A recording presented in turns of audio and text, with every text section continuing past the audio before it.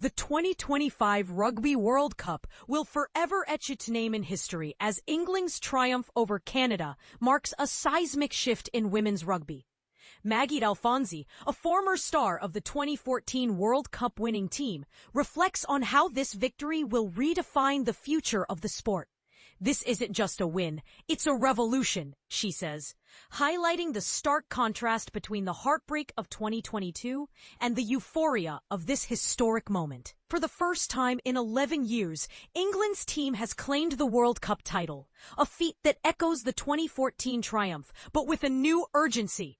The game at Twickenham, watched by a world record crowd of 82,000, was a testament to the sport's growing global appeal.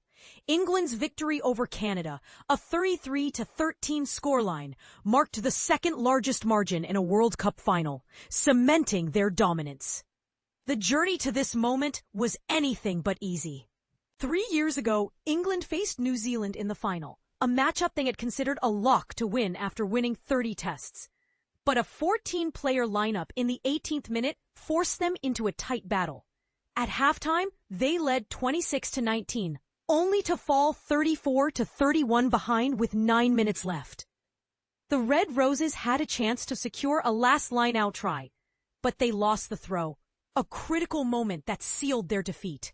Yet, on home soil, England turned the tide. After an early scare when Asia Hogan-Rochester crossed in the corner for Canada, Ellie Kildunn delivered a masterclass performance.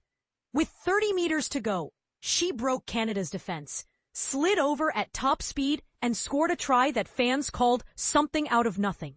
This was no mere touchdown. It was a moment of pure magic, encapsulated in the phrase "like she had an invisible cloak on." The victory has far-reaching implications. In 2018, the Rugby Football Union, RFU, announced 28 full-time contracts for England players, a move that sparked debate about the sport's investment in women's talent. 6 years later, England now has 32 centrally contracted players, with a pool of others supported by premiership clubs. However, Canada's players, many of whom are not professional, have raised questions about the sustainability of such a model. Alphonsi, who once stood on the sidelines as England's captain, emphasizes the importance of this win. England has shown what it takes to achieve success: investment, resilience, and a relentless pursuit of excellence. Her words resonate as the tournament's legacy extends beyond the scoreboard. As fans celebrated, one truth became clear. This victory is more than a win. It's a declaration that women's rugby is no longer a niche sport.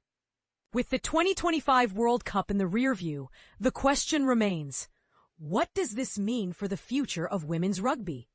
Will this triumph inspire a new era of investment, or will it spark a reckoning over the sport's direction?